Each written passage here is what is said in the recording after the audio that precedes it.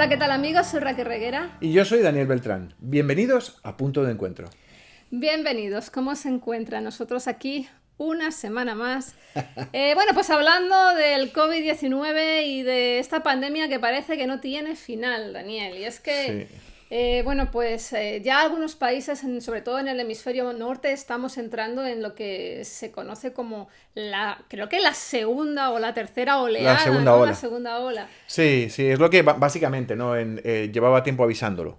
Y es que este virus es un virus estacional. Está favorecido en invierno, en otoño y en invierno. Y lo que ha pasado es que cuando llegó al hemisferio norte, a Europa, a Estados Unidos, en febrero o marzo, estábamos a final del invierno, principios de la primavera, de tal manera que tuvo un pico y bajó conforme se tomaron medidas y también llegó el verano. La diferencia entre Europa es que en Europa se tomaron una serie de medidas, con lo cual se terminó la primera ola, mientras que en Estados Unidos se relajaron mucho las medidas y sin dejar la primera ola hubo una segunda cresta. Pero ahora lo que está pasando es que estamos llegando a lo que es una segunda ola. ¿Por qué? Porque estamos llegando en el hemisferio norte al otoño y después lo que va a ser el invierno, que va a ser más complicado, con lo cual el virus se ve favorecido y aumenta el número de casos. También pasa en Europa. Por otro lado, tenemos el hemisferio sur, que han tenido una primera oleada coincidiendo Con el invierno. con el invierno Ujú. del hemisferio del cono sur. ¿De acuerdo? De tal manera que no ha coincidido con la primera oleada del hemisferio norte, sino todo lo contrario. Ha tenido que ver con la bajada en Europa, a la vez se ha producido la primera ola en Sudamérica, por ejemplo. Y ahora lo que tenemos es que en Sudamérica ha bajado la primera ola y ahora empieza a subir la segunda ola, que corresponde al otoño y al invierno en el hemisferio norte. Y aquí en Estados Unidos, porque para mí, yo la verdad es que yo pienso que estoy siempre en la misma ola. No sé si es que estoy en el sur de California y aquí surfeamos muy bien, pero esto parece que no baja Sí, nunca. en Estados Unidos, de hecho, en vez de dos olas, esta es la tercera, digamos que cresta, porque nunca se han Ok, terminado claro. las olas, ¿no? Entonces, digamos que estamos en la tercera cresta, porque en primavera, en julio, debido a una serie de acontecimientos también sociales, hicieron como lo que pasó con George Floyd, desviar la atención del virus y centrarla en otros aspectos, de tal manera que la sociedad pues, no toma las medidas que debiera y se ha producido una segunda cresta, incluso cuando el virus estaba desfavorecido en mitad del verano.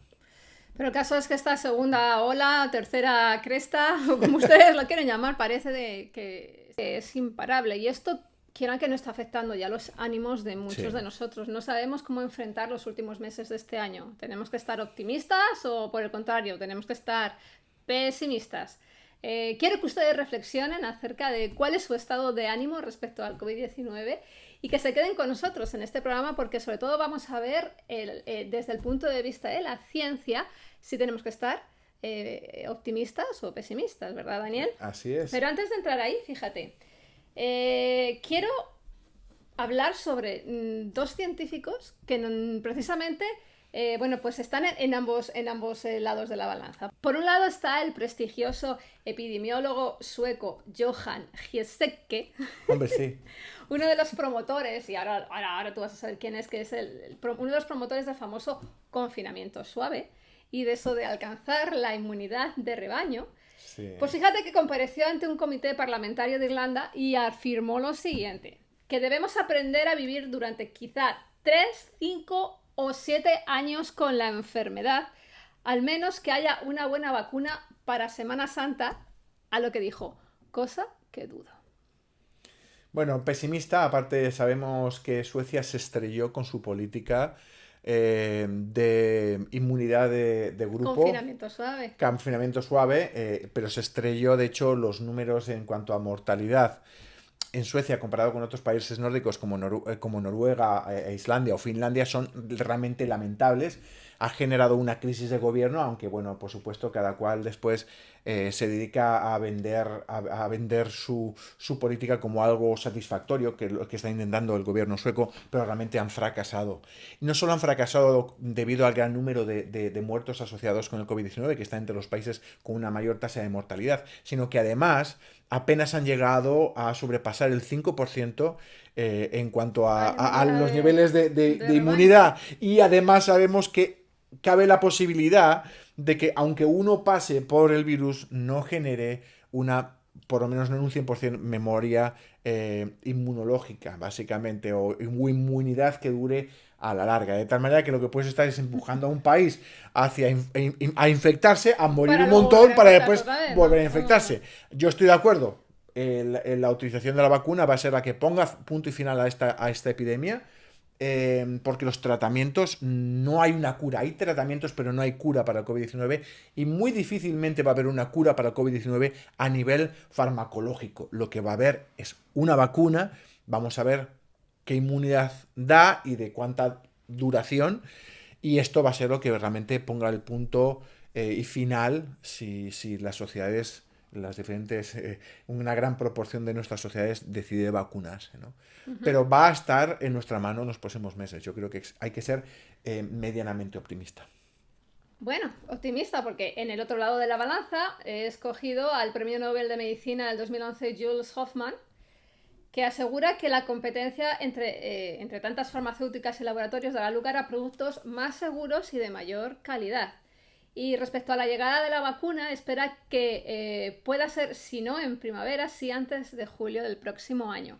A lo que añadió que hay todas las razones para ser optimistas. Hombre, yo soy más optimista que él. Yo pienso que la vacuna vamos a ver, hay una serie de problemas normales con el desarrollo de las vacunas. Es que hay una serie de controles.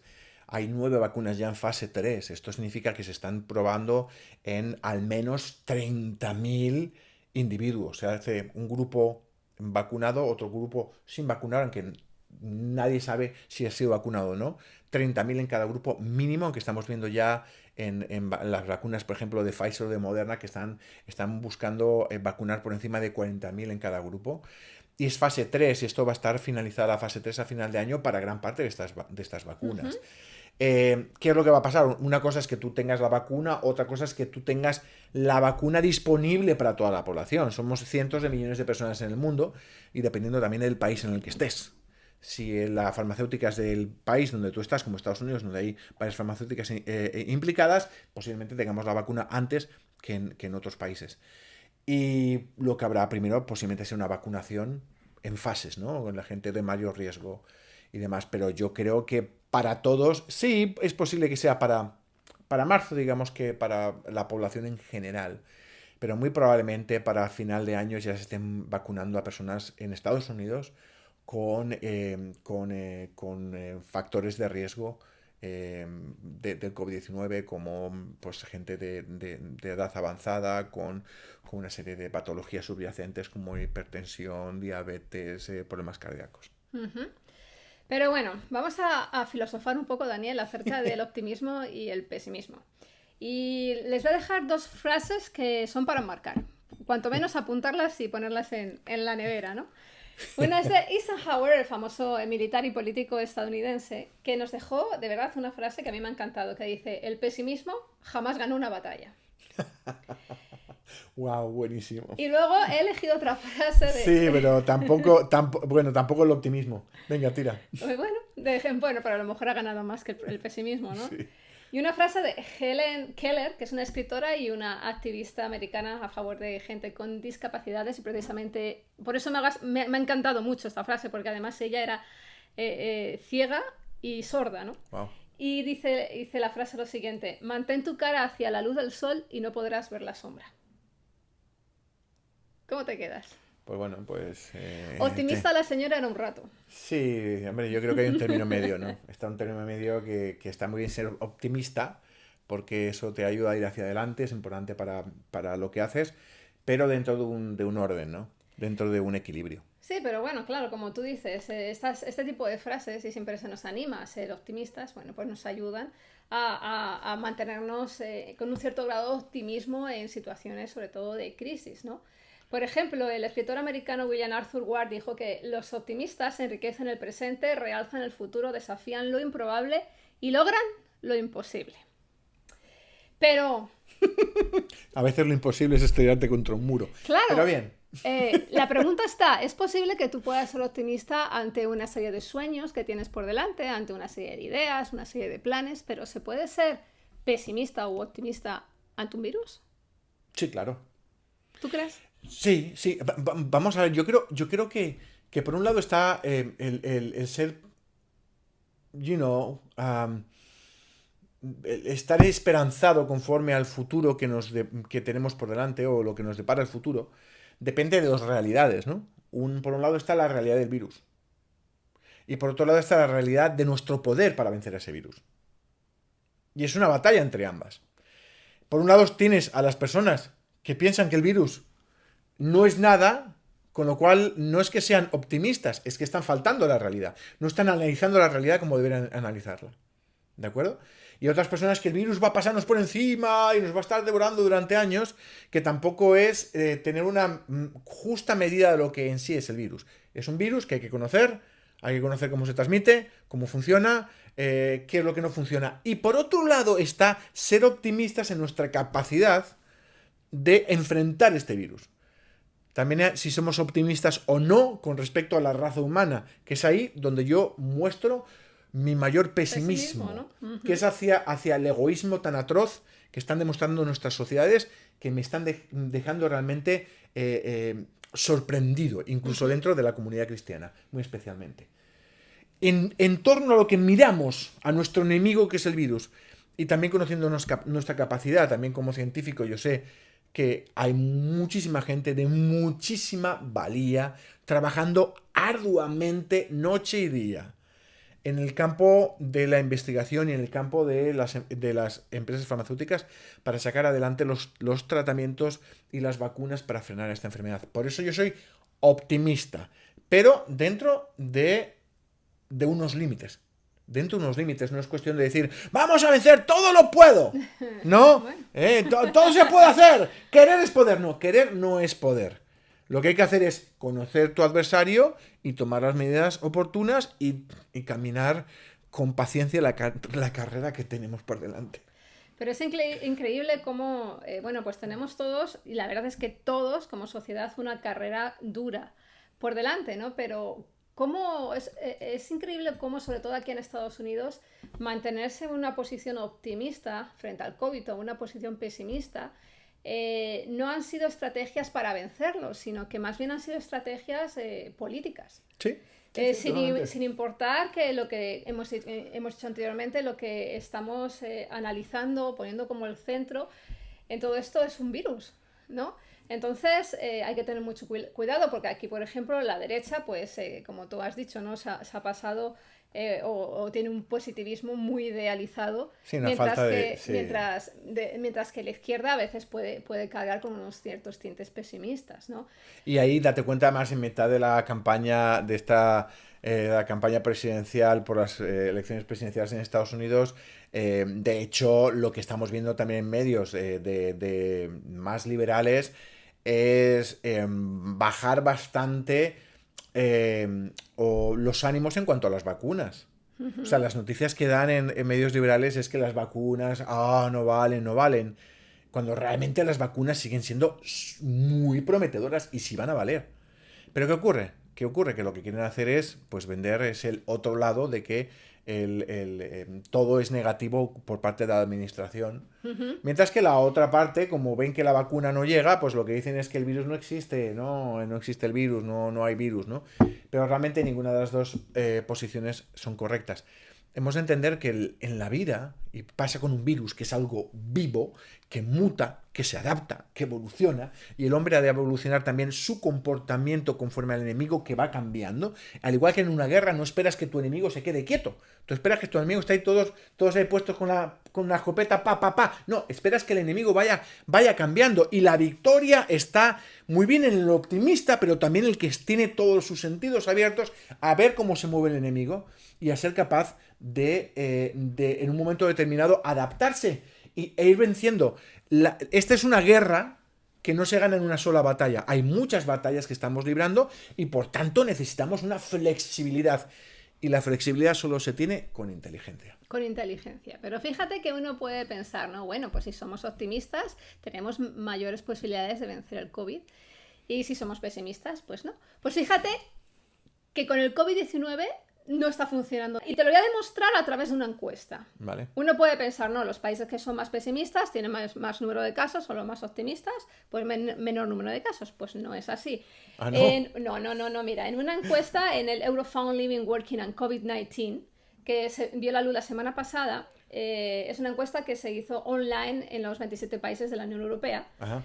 Pues en este estudio, que consta de 2 rondas de encuestas online, una en la primera ola que coincidió ahí en marzo, cuando estaban todos estos países confinados, y una segunda ola que fue, bueno, pues cuando ya había un poquito más de libertad hacia junio o julio, pues es muy interesante porque a la pregunta ¿soy optimista acerca de mi futuro?, vemos que mientras que muchos ciudadanos escandinavos, sobre todo en la segunda parte de la encuesta, ya cuando estábamos hacia junio, julio, muchos de estos países se mostraron mucho más pesimistas.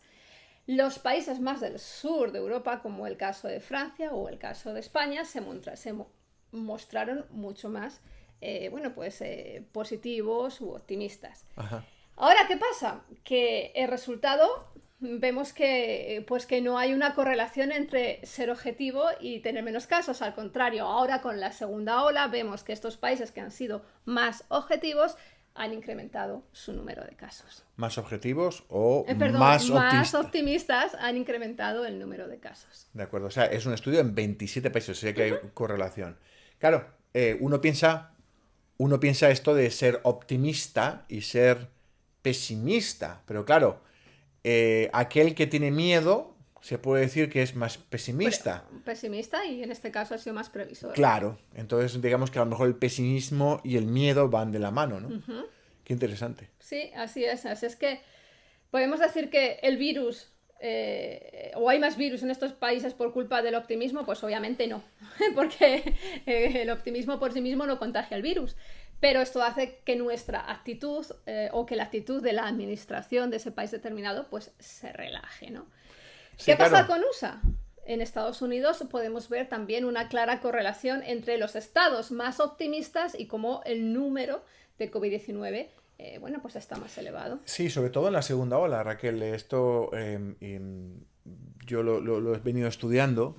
Como, bueno, sabemos que la primera ola afectó sobre todo al noreste de Estados Unidos, con lo cual no es posible establecer realmente un estudio bueno entre el noreste de Estados Unidos y el resto de Estados Unidos, porque fueron en principio únicamente los estados del noreste los afectados, ¿no? Pero si hacemos un corte, y esto lo he visto aparte de unos estudios recientes, hacemos un corte, por ejemplo, en junio. En ese momento, digamos que el virus está extendido por todo Estados Unidos. Y si en ese momento empiezas a contar o a estimar la expansión del virus en los diferentes estados, o el número de casos, o el aumento del número de casos, te das cuenta que los estados que han digamos que menospreciado el virus, han sido muy optimistas de que no pasa nada, ¿no? Pero te das cuenta, no es optimismo con respecto a nuestras capacidades de curarlo, sino más bien es optimistas de pensar que el virus es menos de lo que es. Estos estados ahora mismo tienen los números más elevados de Estados Unidos. Y ya estamos hablando del cinturón sur de Estados Unidos, ejemplificado en 2 estados fundamentalmente, como son Florida y Texas. Uh-huh. Así es, entonces vemos que efectivamente, pues en caso de COVID-19, este virus está saltando cualquier tipo de lógica, ¿no? Pero siguiendo con William Arthur Ward, creo que esta frase para este virus viene como anillo al dedo. Dice así: el pesimista se queja del viento, el optimista espera que cambie, pero el realista ajusta las velas. Así es que, Daniel, vamos a ser realistas. Y también aquí en Punto de Encuentro lo que queremos es la verdad siempre como respuesta, ¿no? Sí. Entonces, ¿cuál es la realidad? ¿Qué es lo que nos espera en estos 3 últimos meses del año en cuanto a vacunas, en cuanto a casos? Porque ya vemos que también, dependiendo del país y de las condiciones incluso políticas del país, los casos cambian o no son tan reales ni certeros. Entonces, ¿cuál es la realidad? ¿Cómo tenemos que enfrentarnos en estos últimos 3 meses del 2020? Bueno, lo primero que debemos hacer es enfrentarnos a ellos conociendo la verdad. La información es poder. Y creo que es muy importante que nuestras autoridades no nos digan la verdad. Y que siempre seamos capaces de, esté quien esté, tanto en el gobierno como en nuestros estados o ciudades, es reclamar la verdad y que nos den a conocer los datos reales. Porque hay países que están cambiando los datos. Y he visto algún estado en Estados Unidos que está empezando a modificar los datos. Y no están dando todos los datos o todo el número de casos como debieran estar haciendo. Y están falseando los datos. Nos esperan realmente, en lo que es de ahora a final de año, momentos extremadamente complicados. Esto no es optimismo ni pesimismo, esto es realismo. Muy complicados, porque tenemos el virus entrando en una nueva fase, entrando en la segunda ola. Tenemos ahora mismo, a día de hoy, a finales de octubre, tenemos ya los mismos niveles de casos por día que teníamos en julio, que es el máximo número. Ya estamos sobrepasando las 1000, la media de 1000 muertes por día. Y posiblemente estamos a principios de otoño, cuando lleguemos a octubre, cuando lleguemos a noviembre, a diciembre, a enero, si no se toman las medidas oportunas que no se están tomando ahora mismo, por eso es muy preocupante, nos vamos a encontrar con una tercera ola, o una segunda ola, o una tercera oleada en Estados Unidos de unas dimensiones realmente catastróficas. Posiblemente nos vamos a estar situando en un par de meses en los 2000 muertos al día por COVID-19, en números muy parecidos a los que tuvimos en la primera oleada en el noreste de Estados Unidos. Esto es lo que hay, datos extremadamente preocupantes. Yo soy pesimista si dejamos que sean los políticos, por sus intereses partidistas, los que dirijan la opinión y las estrategias de nuestro país. Ahora, soy optimista, muy optimista en cuanto a las vacunas que vienen, a pesar de que algunas de ellas se han frenado, digamos, los ensayos en fase 3. ¿Por qué? Porque son muy precavidos, y como son muy precavidos, lo que están haciendo es ser muy cuidadosas a la hora de poner en el mercado una vacuna. No quieren sacar al mercado algo que no funcione, que no estén seguros. Por eso soy optimista, pero el problema es que estas vacunas van a tardar en llegar posiblemente hasta principios del año que viene, y hasta que lleguen estas vacunas nos vamos a enfrentar, si nada cambia, a una segunda ola en Estados Unidos de condiciones realmente de características realmente desconocidas. Así que en principio para las próximas semanas yo soy pesimista, pero al final de la guerra, esta guerra la vamos a ganar. Entonces, Daniel, según lo que nos estás contando en cuanto a tratamientos, en cuanto a vacunas, ¿crees que nos tenemos que mantener optimistas? Yo creo que sí. Lo que pasa es que no van a llegar tan pronto como pensábamos, sino que van a tardar un poquito, y antes de que llegue esa luz va a haber momentos de bastantes tinieblas. Daniel lo pone un poco oscuro, ¿no? Oscuro al principio, antes de que llegue la luz va a haber una noche muy oscura en Estados Unidos y en el hemisferio norte. Sin duda. Bueno. Vamos a la pregunta de la semana, que, bueno, pues dice lo siguiente: ¿eres optimista o pesimista respecto a la salida de la crisis del COVID-19? Y empezamos con Iglesia, la novia del Cordero, que nos dice: soy optimista. Muy bien. Así, directamente. Espinosa Teresa dice: yo creo que queda poco. También es optimista, ¿no? Nora Janet Silva dice: optimista, creo que tendremos la solución momentáneamente pronto. Y que también pronto se desatarán otros problemas relacionados, sí o sí. Bueno, entonces, Nora, eres mitad optimista y mitad pesimista, ¿no? Y realista. Y realista porque, claro, hay una serie de problemas que está trayendo este virus, esta pandemia, que en sí es un estresante social, y está apretando mucho las tuercas en nuestras sociedades. Nos está poniendo en tensión y están saliendo a la luz problemas que de otra manera se hubieran mantenido, digamos, sin asomarse. sin destapar, ¿no? Pero esto está forzando las tuercas y la maquinaria de nuestras sociedades en lo que estamos convirtiéndonos es algo que no está funcionando, y creo que esto es necesario que empecemos a planteárnoslo. Pero Nora Yáñez sigue diciendo lo siguiente: optimista porque soy una hija de Dios y Dios tiene cuidado del futuro eterno de mi vida. Que esta vida es temporal, por lo tanto no me aflige. Así es, y esa es la esperanza que tenemos, y por lo que los cristianos podemos ser optimistas porque sabemos que esto no es el final. Juan Beltrán de Iturriaga dice lo siguiente: realista. Ajá. Este es de los míos. Así es que es bueno que tomemos un tiempo para reflexionar y ver hacia qué dirección están yendo nuestros pensamientos, ¿no? Decía Salomón en Proverbios 23:7 que nuestros pensamientos modelan nuestra personalidad. Y bueno, muchas veces nuestros pensamientos van a beber sobre todo del tipo de fe que manejas. Uno piensa que puede tener fe solamente desde el punto de vista espiritual o religioso, pero sin embargo podemos tener fe, por ejemplo, en un partido político, como estamos viendo actualmente que está sucediendo, ¿no? Sí, hay gente que tiene más fe en un político que en Jesucristo, sin duda. Entonces, es posible que seas muy optimista y tengas bueno, pues mucha fe en la política o mucha fe en la ciencia, o es posible que seas pesimista y que tengas puesta tu fe en un montón de conspiraciones negativas que están viajando en nuestras redes sociales en estos días, ¿no? Pero sabes que yo te invito a que evalúes la naturaleza de tu fe, porque tu fe no es más que una evidencia y esta evidencia tiene que apuntar siempre a Dios. Así es que la fe, como bueno, Dani ha dicho anteriormente, la fe no es optimismo y muchas veces tampoco la fe se puede calificar como una ausencia de negativismo.